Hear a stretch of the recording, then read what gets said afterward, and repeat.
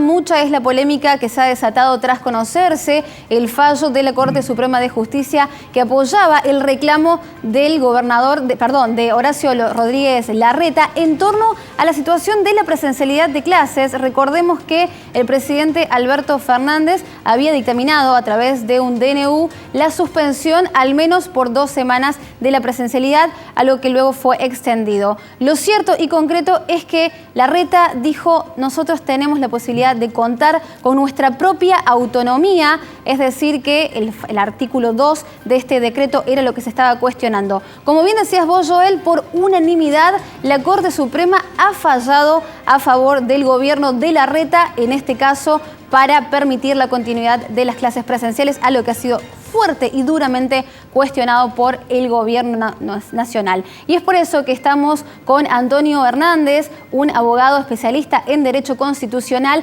para analizar en detalle este fallo y sobre todo cuáles pueden ser las consecuencias en torno a futuras medidas que podrían tomarse. Muy buenos días, doctor. Joel y Flavia, les saludamos desde Córdoba Noticias. ¿Cómo les va? Mucho gusto saludarlos. Buen día. Bueno, muchas gracias por acompañarnos, doctor. Y en este caso, bueno, se ha generado una cierta polémica, lo decíamos recién, en torno a este fallo. ¿Cuáles son las principales implicancias desde el punto de vista del derecho constitucional y también del derecho político?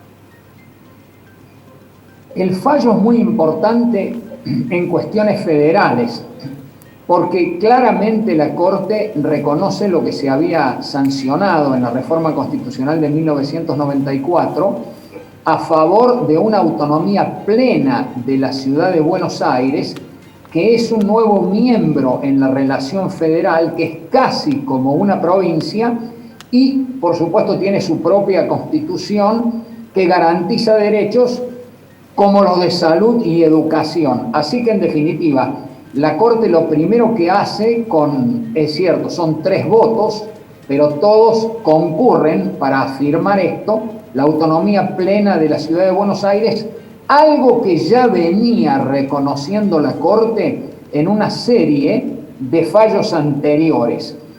En segundo lugar, la cuestión va algo más allá del tema de la autonomía de la ciudad de Buenos Aires, porque se introduce en un tema muy importante que ya tiene que ver con el resto de las provincias o incluso de los municipios. Es decir, un análisis muy claro de cómo se distribuyen las competencias en la Federación Argentina. Se afirma en ese sentido que el gobierno federal tiene facultades limitadas porque solamente puede ejercer aquellas que han sido delegadas por la Constitución, y en caso de conflicto, tratándose de facultades concurrentes como estas, las de salud y educación, es decir, quien tiene la mayor competencia en materia de salud y educación, en este caso, es la Ciudad Autónoma de Buenos Aires, como pueden ser también las provincias argentinas. Después, el fallo hace referencia a la importancia de un federalismo de concertación y por eso menciona la importancia del Consejo Federal de Educación. Así que, en definitiva, este fallo es muy importante en materia de federalismo y podríamos decir también que hay otras consecuencias que aparecen no solo en el voto de mayoría, sino en los votos individuales, tanto de Rosenkrantz como el de Lorenzetti. Y es que se hacen referencias muy importantes a que la pandemia en modo alguno puede significar que la emergencia deje de ser regida por la Constitución, de tal manera que toda limitación de derechos tiene que ser proporcional, tiene que ser razonable. Además de esto, particularmente en el voto de Lorenzetti se hace referencia a una resolución de la Corte Interamericana de Derechos Humanos. Esto es algo en lo cual yo he insistido en los últimos tiempos. Solamente por ley formal del Congreso se pueden limitar los derechos constitucionales. Así que, en definitiva, es un fallo muy importante, coloca un freno a todo lo que significa estos decretos de necesidad y urgencia, que lo único que revelan es una profundización de lo que se ha llamado el hiperpresidencialismo. Acá debiera estar en el centro de la cuestión el Congreso dictando las leyes respectivas en todo lo vinculado a la cuestión de la pandemia. Después de la reforma de 1994, donde usted fue convencional constituyente, ¿le sorprende que todavía se esté debatiendo sobre cuestiones federales, sobre la autonomía de la ciudad de Buenos Aires? Digo, porque ha pasado mucho tiempo y todavía parece que hay cuestiones no claras, pese a que ya la Corte se ha pronunciado en otros fallos en relación a esto. Es muy buena la pregunta, Joel, muy buena, porque nos lleva a un tema muy profundo que yo también vengo señalando hace tiempo. Es decir, acá hay una débil cultura de la Constitución y de la legalidad. ¿Cómo puede ser que algo para lo cual no hay que ser un jurista, que es interpretar el artículo 129, que te habla de una autonomía plena de la ciudad? Yo creo que esta fue la creación más trascendente de la reforma del 94. ¿Cómo puede ser que esto todavía se discuta habiendo ya fallos muy claros de la Corte a partir de 2016? Pero esto ya tiene que ver con otra cuestión, que es lo que yo dije inicialmente, es decir, el país de la anomia, como decía Nino, de la débil cultura de la Constitución y de la legalidad.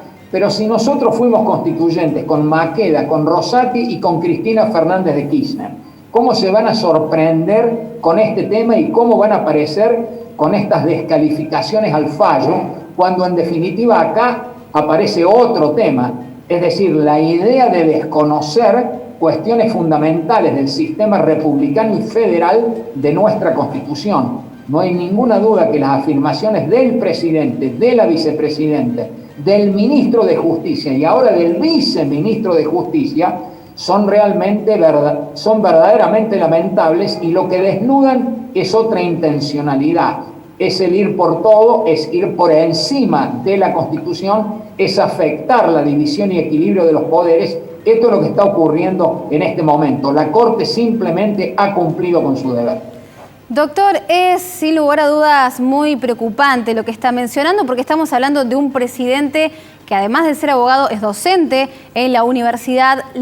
La vicepresidenta también es abogada. Digo, estamos hablando de una situación de desconocimiento de derecho que, a juzgar por los títulos que tienen, no, pero esto podría poner en riesgo la división de poderes. ¿Cree que se está poniendo en riesgo la división de poderes? Por un lado, esa es la pregunta, y por otro lado, el año pasado estuvimos gobernados por un decreto de necesidad de urgencia tras otro, dejando de lado en muchos casos el derecho constitucional. ¿Qué implicancias va a tener esto futuro? No hay ninguna duda, Flavia, que tenés razón en lo que estás planteando. En primer lugar, una situación institucional muy seria que estamos viviendo. Se está avanzando sobre la quintesencia filosófica y política de la Constitución, que es tener una democracia republicana y federal. No hay ninguna duda que están desconociendo un fallo de la Corte, y además es inconcebible que esto ocurra por parte de autoridades tan importantes. Pero esto es la realidad institucional que nosotros estamos viviendo. Y bajo el punto de vista, yo creo que esto también hay que vincularlo ya con otra cuestión. La propia vicepresidente y Zaffaroni han hablado en el vamos por todo, incluso de una nueva reforma de la Constitución. Así que eso es lo que se esconde detrás de todo esto. ¿Y qué es lo que yo creo? Que a lo largo del tiempo, tal como lo dije muy tempranamente en artículos que publiqué en Clarín y en La Voz del Interior, se gobierna por decretos lejos de la Constitución. Ha dictado el presidente exactamente 97 decretos de necesidad y urgencia. Esto te revela entonces, pese a lo que dice el artículo 99, inciso 3, que es muy claro también, para esto no hay que ser un constitucionalista. El artículo dice: el presidente no tiene facultades legislativas y solamente en circunstancias excepcionales, cuando no se pueda seguir el trámite ordinario para la sanción de las leyes, solo en ese caso se puede dictar un decreto de necesidad y urgencia, siempre que no se trate de materia penal, tributaria, de partidos políticos o electoral. Y además hay un trámite que cumplir. ¿Cómo será que todo esto es muy grave? Que el jefe de gabinete es el que tiene que presentarse ante la Comisión Bicameral Permanente para explicar cada decreto de necesidad y urgencia. Tiene 97 ausencias.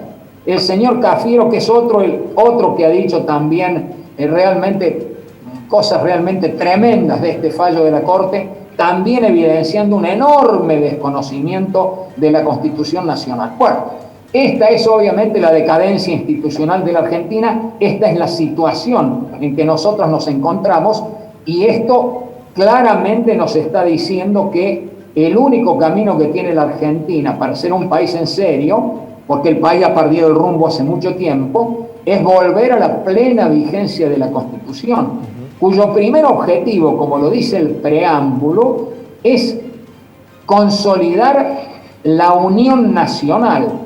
O sea, frente a todos los problemas que tenemos, incluido la emergencia, han partido de la base de que la emergencia transforma el sistema federal en sistema unitario, y que además, en vez de sistema republicano, donde las mayores competencias están en manos del Congreso, donde está la soberanía popular y la mayor representación del pueblo, se puede gobernar simplemente por decreto y por pocas personas.